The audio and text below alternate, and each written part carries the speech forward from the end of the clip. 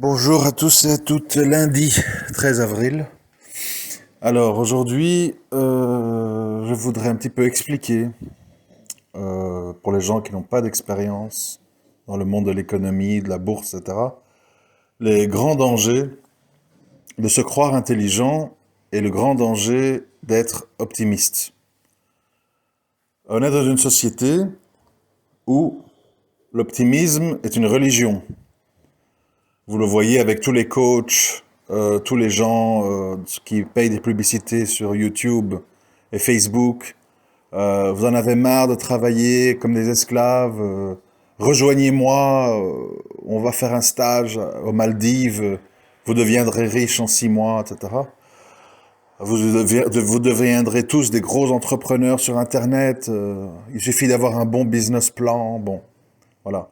C'est-à-dire, on est une société où les gens sont éduqués à travers les séries, à travers les films, à travers les publicités, à l'optimisme. C'est-à-dire, ça finira bien, ce n'est qu'une crise, c'est un petit virus. Vous voyez, toutes des choses que vous avez entendues à la télévision et qui, petit à petit, évidemment, tournent à autre chose.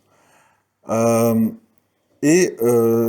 Ça fait énormément de dégâts chez les petits épargnants, les personnes isolées, bien sûr, pas les gros qui, eux, ne font pas ce genre d'erreur parce qu'eux sont réalistes.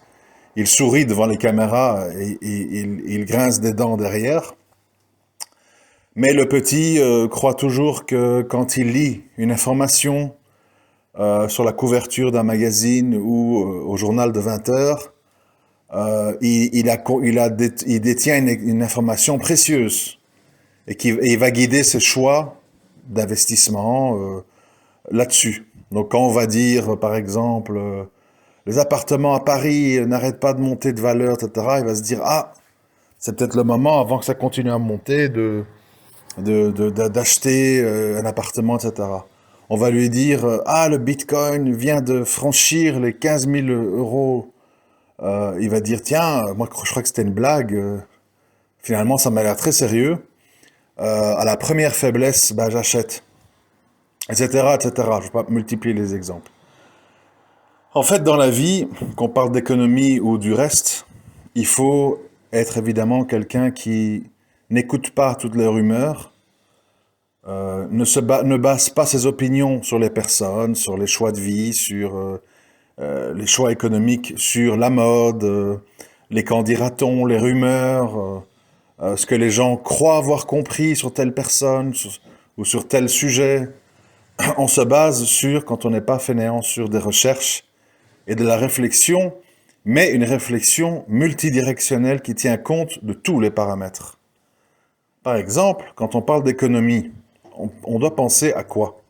On doit penser aux mœurs et aux habitudes du pays dont on parle. On doit penser aux concurrents. On doit penser au potentiel d'innovation. On doit penser aux tendances, parfois malgré soi. Je prends un exemple.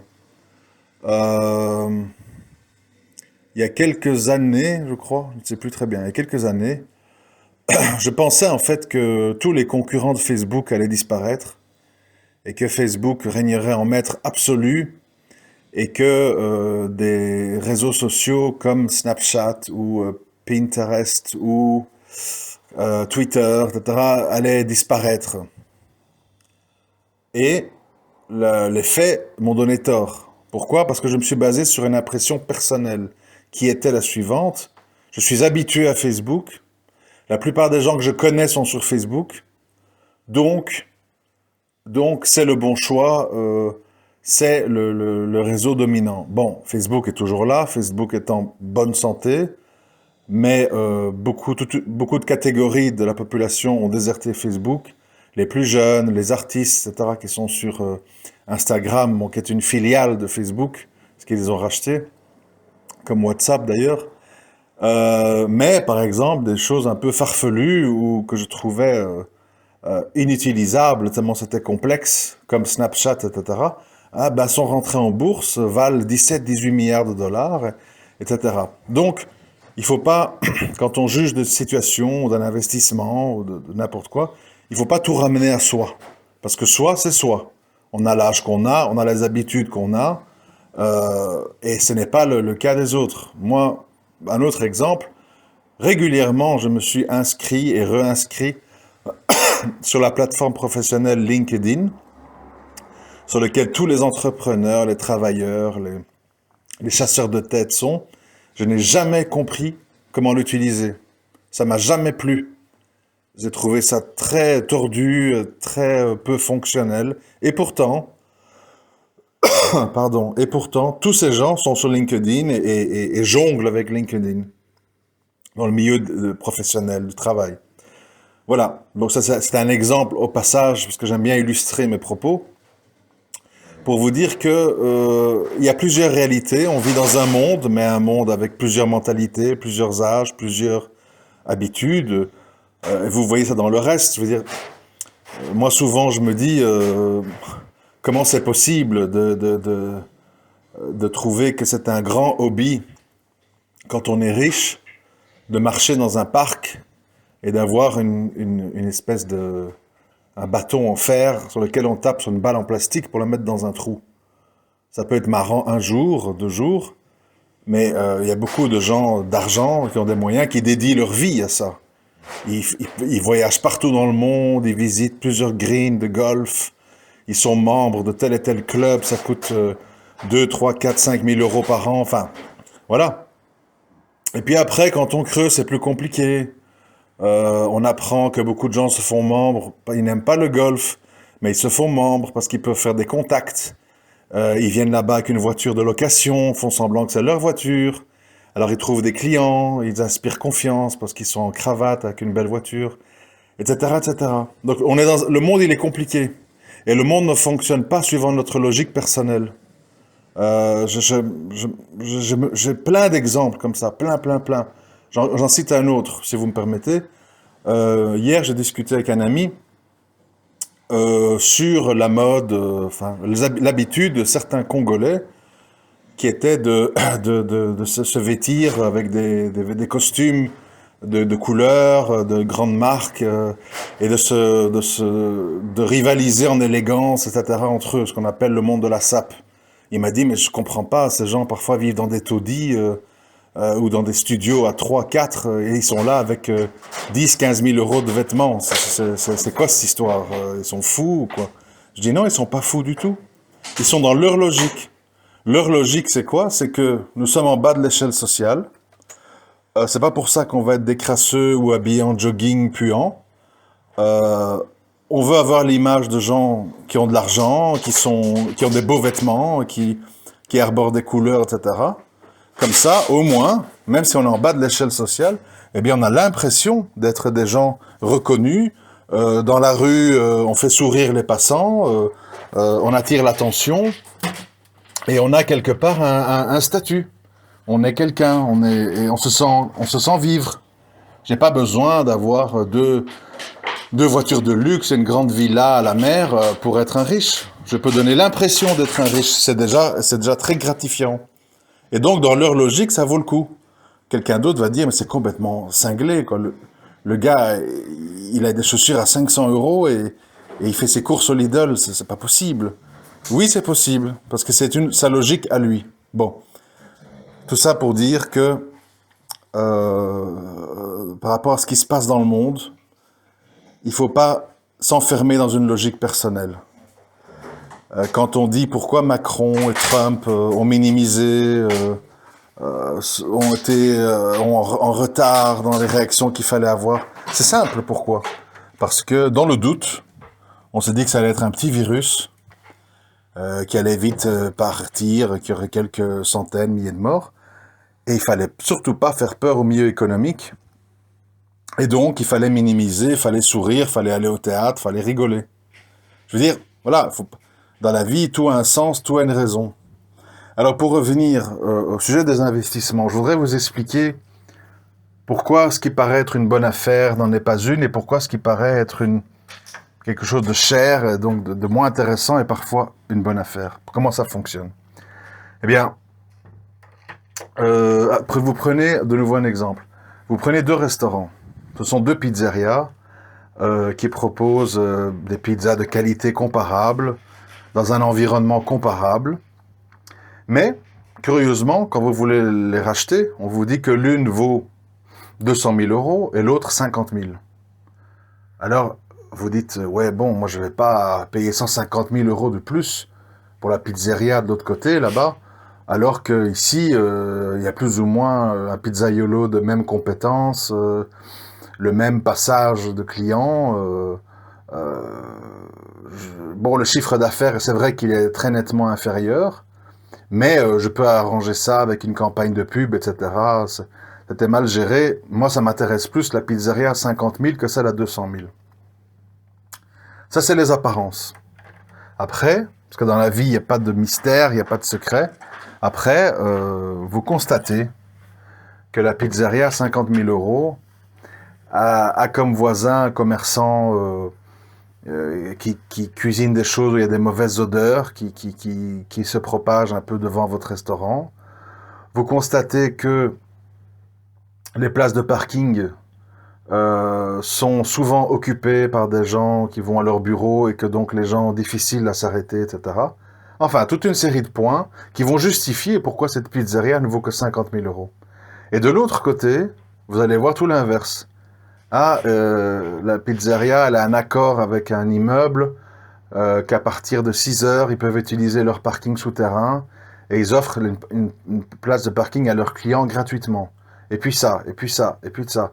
Leur pizzaiolo est moins souvent malade. Enfin, vous allez accumuler toute une série de points qui vont faire que elle est plus chère, mais il y a une raison. Eh bien, dans les actions, dans les sociétés, c'est la même chose. Des fois, on voit des sociétés qui font la même chose, dans le même secteur, etc. Et les valeurs sont très différentes. Alors, il faut savoir une chose, c'est qu'en bourse, contrairement quand on est petit, quand on est petit, on écoute les grands noms. Air France, Total Fina, Bitcoin, les mots qu'on connaît, qui claquent comme ça, Netflix, Facebook, voilà. Mais dans le milieu de la finance, on s'en fout des noms. Qu'est-ce qu'on voit? On voit les résultats financiers, les marges bénéficiaires, le cash, les dettes, etc. Et il y a des sociétés très connues dans le monde entier qu'on croit être très solides, invulnérables, et donc quand elles sont bon marché, tout le monde se jette dessus, mais qui en fait sont des sociétés surendettées, avec parfois des arrangements financiers désastreux, ou qui ne sont plus du tout à la mode, même si, vous savez, il y a des noms qu'on connaît tous, mais on les connaît sans les connaître. Par exemple, moi, vous me dites, tu connais McDonald's? Je vais dire oui. Est-ce que je vais au McDonald's? Non. On va me dire Starbucks, tu connais? Je dis oui, ils vendent du café à 3, 4, 5 euros. Est-ce que tu y vas? Non. Et ainsi de suite. Est-ce que tu connais Apple iPhone? Oui. Est-ce que tu achètes des iPhones? Non. Donc, il faut toujours bien différencier ce qu'on connaît de ce qu'on consomme. Parce qu'il y a des noms que tout le monde connaît, très connus, mais qui ne sont plus à la mode ou qui ne sont plus recherchés parce qu'il y a un concurrent plus jeune, plus dans l'air du temps, etc., qui a capté la clientèle de ce groupe connu.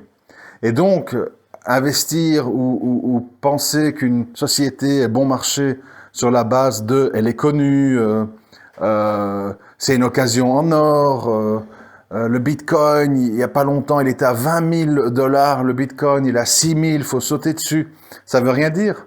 Parce que si entre 10 000 et 20 000, il y avait très peu de vendeurs, qu'ils avaient déjà tous vendu plus tôt, s'il y a une meute d'acheteurs qui arrive, il y a très peu d'offres, la demande est énorme, et vous passez, c'est ce qui a été le cas d'ailleurs, hein, vous passez très très vite, en quelques jours, de 10 000 à 20 000, parce que tout simplement, il y avait peu de gens qui vendaient, parce que ils avaient vendu avant, ou justement, ils voulaient jouer la hausse, etc. Donc les gens ont acheté, ça a monté. Puis, une fois que c'est monté à un plateau jugé excessif, des gros investisseurs dans le Bitcoin ont déchargé leur Bitcoin en masse. Et à ce moment-là, le prix s'est écroulé, puis il a rebondi, puis il a réécroulé. Et puis après, il fait ce qu'il fait maintenant. Il fait des petits rebonds. On est à 4 000, on remonte à 8 000, et puis on va à 6 000, puis on va à 9 000, puis on retourne à 5 000. Et donc ça devient ce qu'on appelle, on est dans un range, donc dans un écart de prix dans lequel le Bitcoin, par exemple, navigue, parce que voilà, c'est-à-dire Le moment flash, le moment où ça faisait toutes les unes de magazines, de télévision, est passé. Plein de gens ont perdu de l'argent, sont dégoûtés. Ils ont acheté à 16 000, 17 000, 18 000, 19 000. Et ils l'ont revendu dégoûté à 11 000, 12 000, s'ils l'ont revendu. S'ils l'ont pas conservé en espérant que ça remonte et maintenant ils sont à 6 7 000. Et donc voilà comment ça fonctionne. C'est-à-dire que malheureusement, les systèmes financiers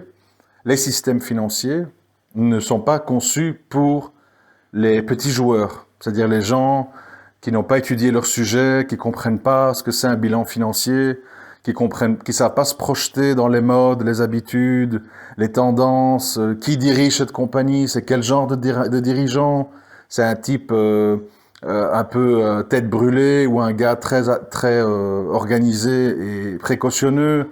Voilà, c'est très compliqué tout ça, hein. Quand vous voyez que même le plus grand enfin le plus grand, pour certains en tout cas, le plus grand des investisseurs, donc Warren Buffett, a acheté des sociétés connues qui ont eu des résultats catastrophiques. Mais comme il en a d'autres qui fonctionnent bien, ça contrebalance, alors on n'en parle pas.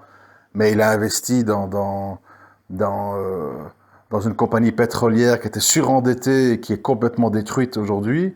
Il a investi dans Kraft Heinz, donc alimentaire, ketchup, etc., qui s'est complètement détruit parce que les gens sont de moins en moins portés vers ces produits-là. Il a acheté des compagnies dans une compagnie aérienne, Delta Airlines, qui s'est complètement crashée avec le virus. Donc je veux dire, la réalité en fait, c'est que dans ce genre d'histoire, vous pouvez compter que sur vous-même, sur vos lectures, votre compréhension. Les gens qui vous parlent de l'or, qui vous parlent du bitcoin, qui vous parlent d'immobilier, qui vous parlent d'immigrer dans tel pays, d'acheter une maison, des terrains fruitiers, etc. Les gens parlent toujours pour défendre leurs intérêts. Les gens parlent toujours parce qu'ils ont une arrière-pensée. Je répète ce que j'ai dit la dernière fois. Il y a très peu de gens qui vous tiennent un discours vrai. Parce que souvent, un discours vrai, ça fait pas plaisir. Par exemple, moi j'ai eu beaucoup de messages privés où on me parle de l'or, parce que j'en ai parlé en 2008, il y a 12 ans, dans un autre contexte, à un autre prix, etc., avec d'autres lois qui ne sont pas aussi contraignantes qu'aujourd'hui. Et les gens qui m'écrivent, en fait, ils veulent que je leur dise il faut acheter de l'or. Ils ont cette attente. Et quand je leur dis que oui, c'est de toute façon mieux que tout le reste, mais que c'est pas le casino, quoi. Tu vas pas acheter de l'or 300 € la pièce aujourd'hui et avoir 400 € après-demain. Ça suit des mouvements qui sont plus ou moins voilà. Il y a quand même pas mal de la hausse qui est derrière nous, parce que je rappelle qu'on vient quand même de 1200 $ la once, on est à 1007. Mais ça peut encore beaucoup monter. Comment, combien de temps, on ne sait pas dire. Et en général, mon expérience, pourquoi je suis un peu refroidi, c'est que les gens ne comprennent pas ce que ça signifie un investissement à long terme. Les gens, dans leur tête, si j'achète de l'or ou de l'argent aujourd'hui, c'est pour, j'espère, dans mon inconscient, doubler ou tripler mon investissement dans les 3, 4, 5 ans. Et ça, c'est complètement utopique, sauf si on est dans le bon tempo. Comme par exemple dans le passé, le super tempo, c'était acheter fin 2008 et revendre en août 2011. 3 ans après, vous multipliez par 2,5. En 3 ans, c'est génial.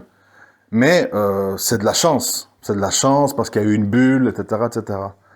Donc, à un moment donné, quand on dit long terme, c'est long terme. Moi, j'ai toujours dit, et je répète encore une fois ici, d'ici 2030, c'est pas loin 2030, je veux dire, c'est quoi? C'est 10 ans. D'ici 2030, la plupart des mines d'argent seront épuisées. Ce qui signifie qu'on aura une immense pénurie d'argent, de l'argent métal bien sûr. Et donc, il y a plein de facteurs qui sont là pour dire que l'argent métal, par rapport à l'or, est très très très très bon marché. Mais il est bon marché depuis 9 ans, vous comprenez? Donc, celui qui a acheté il y a 9 ans, il n'a rien gagné, il a peut-être même perdu. Ce sont des investissements pour comme quand on achète une terre et qu'on la travaille et on met des graines et puis on fait la récolte. C'est des trucs qui sont pas comme ça en claquant des doigts. Et maintenant, on est dans une mentalité où les gens, en fait, ils veulent tout de suite. Parce qu'ils voient, le bitcoin, il est passé de 8 000 à 20 000. Ah, telle société, elle est passée de 5 dollars à 150 dollars. Donc voilà, les gens, ils veulent ça. Les gens sont pas dans un truc... voilà, en ce moment, je sais pas, je donne un nom au hasard, hein. L'action Facebook est bon marché. Pour quelqu'un qui a 5 ans devant lui, c'est pas mal. Voilà, les gens, ils veulent pas entendre ça. Ça les intéresse pas. Parce que dans 2 ans, ils te téléphonent. Ouais, mais attends, Facebook, tu m'avais dit, elle monte pas, elle bouge pas. Oui, mais moi j'ai dit 5 ans. J'ai pas dit 2 ans. C'est comme quand il y a eu Tesla qui a lancé ses voitures électriques. L'action, elle a végété pendant 5 ans. Et puis elle a explosé. Mais voilà, c'est compliqué. Et donc, ce que je veux simplement dire, ce que voudrais que vous reteniez de tout ça, c'est que malheureusement, c'est pas facile comme secteur parce que c'est le règne de la cupidité, des mensonges, des manipulations, où on prêche le faux pour savoir le vrai et où on dit le vrai pour parfois jouer sur le faux. C'est un marché où il y a des gens qui gagnent quand ça descend, d'autres qui gagnent quand ça monte. C'est un marché où certaines personnes ont le temps, en général les riches. Par exemple, qu'est-ce que font les riches en ce moment? Ils louent des immenses supertankers de pétrole et qui remplissent de pétrole bon marché, puisqu'on est à 23, 24 dollars le baril, et ils gardent ce pétrole en haute mer pendant 1 an, 2 ans.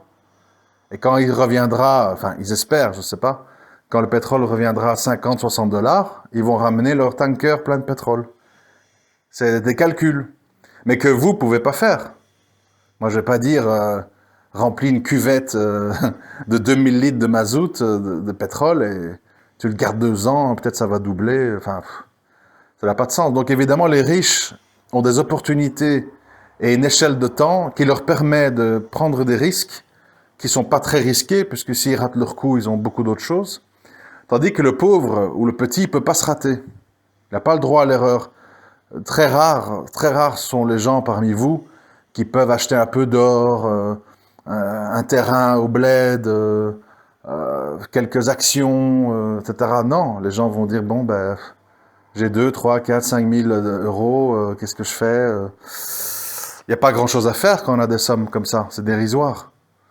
Il faut garder un peu de cash parce qu'on est encore dans un monde de cash. Euh, ouais, tu peux acheter de l'or, mais dès que tu auras besoin de cash, tu vas devoir le vendre.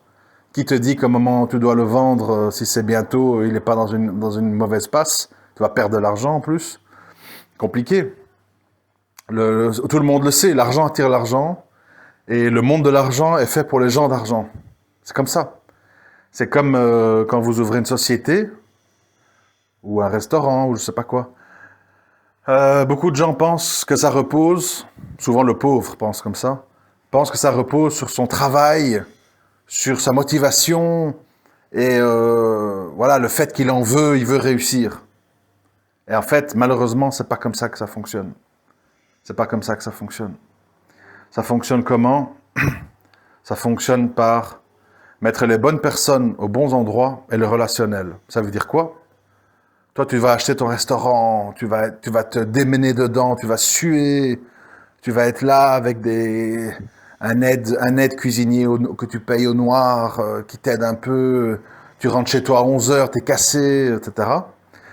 Puis moi, j'arrive, incompétent, je sais même pas cuisiner. J'achète un restaurant près de chez toi, là. Je place un des meilleurs cuistots de la place, que je paye avec un gros salaire, parce que je sais qu'il cuisine bien, qu'il est connu et reconnu. J'ouvre un super site internet qui est lié à LinkedIn, Facebook, Twitter, machin. Je fais une politique de distribution de flyers, premier repas gratuit, blablabli, blablabla. Et puis comme par hasard, bah, mon restaurant il décolle. Et toi, qui es un gars du métier, qui en veut, etc., tu vas végéter. Tu vas pas comprendre, tu vas être dégoûté. Et tu vas dire à la fin, tu sais quoi, moi c'est bon, on m'aura plus. Je reste aux acédiques, j'en ai marre de me crever pour rien gagner et tout payer en impôts. C'est comme ça que ça fonctionne. Et les riches sont riches parce qu'ils connaissent tout ça. Souvent, je dis dans ma vie de tous les jours une expression, en riant, mais le fond est vrai. Le pauvre reste pauvre. Et le riche reste riche. Pourquoi? Parce que c'est une mentalité. C'est une mentalité. C'est-à-dire que si je donne 2000 euros à un pauvre, Son premier réflexe, c'est quoi? Je vais acheter l'iPhone dont j'ai toujours rêvé et je vais me prendre un ticket pour aller passer des vacances en Thaïlande. Si je donne 2 000 € à un riche, je vais peut-être acheter une dizaine d'actions Total. Elles sont vraiment à prix cassé. C'est un grand groupe qui ne tombera pas en faillite. Et peut-être dans 2, 3 ans, je retrouve 10 000 €. Et puis voilà. Tu auras le gars qui a son iPhone qui sera démodé dans 1 an ou 2 et qui aura été en Thaïlande faire le singe sur des quads et sur la plage. Et tu auras de l'autre côté le gars, dans 2 ans, il se retrouve avec 10 000 € en poche. C'est ça, c'est des mentalités. Et on ne peut pas sortir de sa condition tant qu'on ne sort pas de sa mentalité. Par contre, il ne faut pas me faire dire ce que j'ai pas dit. Je réfute, je ne suis pas du tout d'accord avec l'histoire du mindset. Faut être dans le mindset positif, tu vas y arriver, tu es un leader, pas de souci, achète mon bouquin, je t'explique tout, tu seras un gagnant. Ça, c'est tout à fait autre chose que ce que je dis. Moi, je dis ici, il faut pas s'exciter, faut pas être motivé, faut pas être hystérique, je suis un winner, je sais pas quoi. Il faut simplement savoir que chaque chose va à sa place. Tu veux investir dans un restaurant? Engage un bon cuisinier. Tu veux qu'on te connaisse? Tu veux que des clients viennent? Communique avec les outils de notre époque. Tu veux sortir du lot? Propose des choses que les autres ne proposent pas. C'est tout. Pas besoin de sauter en l'air, faire des conférences. On va y arriver, on est une bande de leaders, number one, ouais, les copains, je kiffe, tu kiffes, on kiffe, vous kiffez? Allez, kiffez avec moi. Enfin, ça, c'est du festival, c'est des feux d'artifice, ça occupe le bas peuple. La réalité, elle est très calme, en fait. Fais ce qu'il y a à faire, c'est tout. Fais ce qu'il y a à faire. Ou bien ne le fais pas. Ou bien ne le fais pas. Je vous donne un dernier exemple. De nouveau, qui paraît complètement absurde pour plein de gens. Comme d'habitude. Hein. Le monde des chiens de race. Alors, il y a des races à la mode, il y a des races pas à la mode, c'est toujours la même chose. Hein. C'est comme les entreprises, le même fonctionnement. Alors, qu'est-ce qui se passe? Vous avez 2 choix. Par exemple, si vous voulez devenir éleveur ou vous voulez rentrer dans ce monde-là. Soit tu prends des chiens pas trop chers, qui sont pas mal, mais bon, tu fais avec tes moyens, quoi. Bon. Et voilà, tu vas être là, tu vas devoir exposer tes chiens, courir à toutes les expositions, faire beaucoup de pubs, beaucoup les mettre en valeur dans des photos, pour qu'ils puissent pour que tu puisses, on va dire, être connu et que tes chiens soient connus, etc. Ou bien, tu fais ce que font les Chinois. C'est simple, parce qu'ils ont des moyens.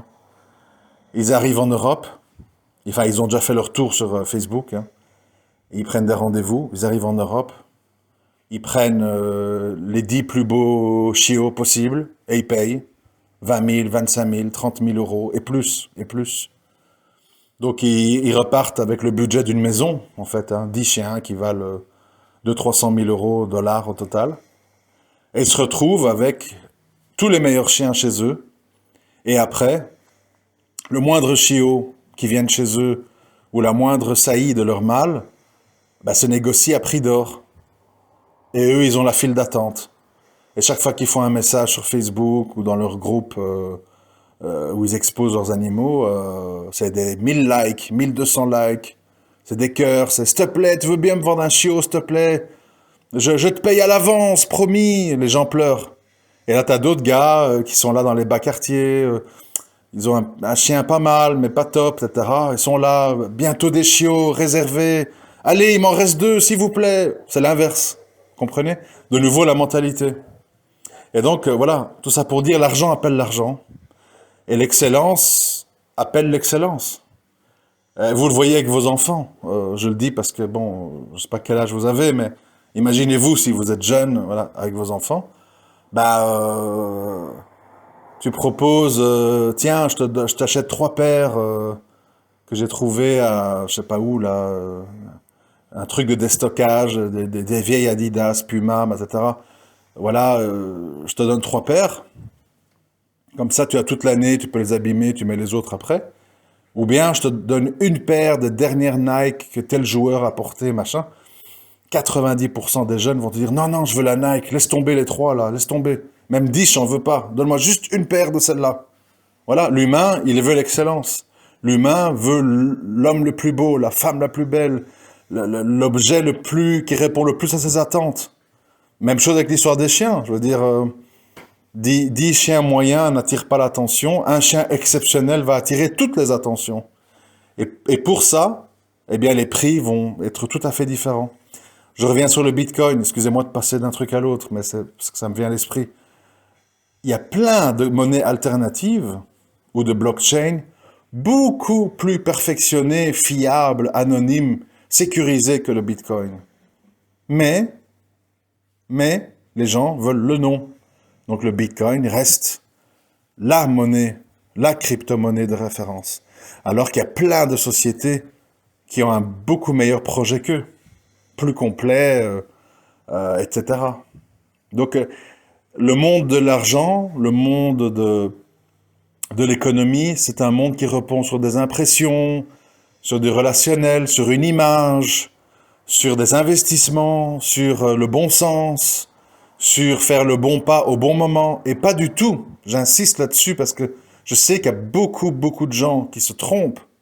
Ça ne repose pas sur les efforts. Ça ne repose pas sur les efforts.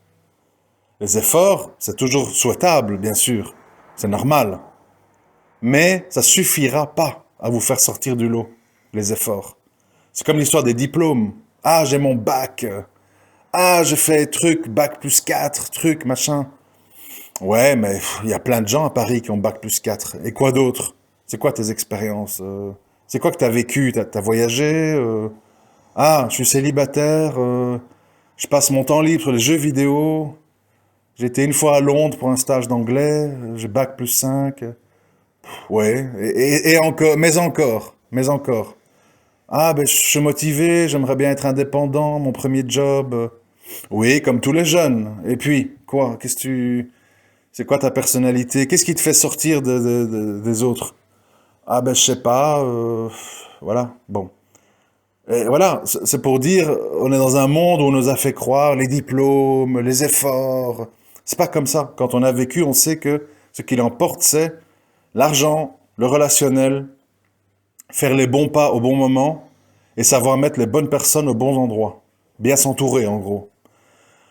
Voilà, mais ça, on n'aime pas trop dire parce qu'on est dans la philosophie, comme je l'ai dit au début de cet audio, l'optimisme, t'es un winner, t'es un battant, tu as un business plan qui tue, tu vas tout ravager, on kiffe trop de la mort. Bon, les gens sont éduqués là-dedans.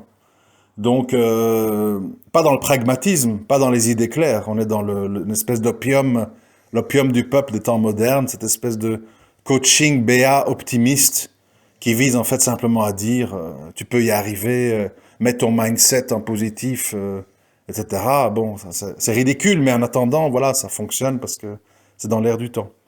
Bon, allez, je me suis fait très long, je m'en excuse. Faites attention à vous.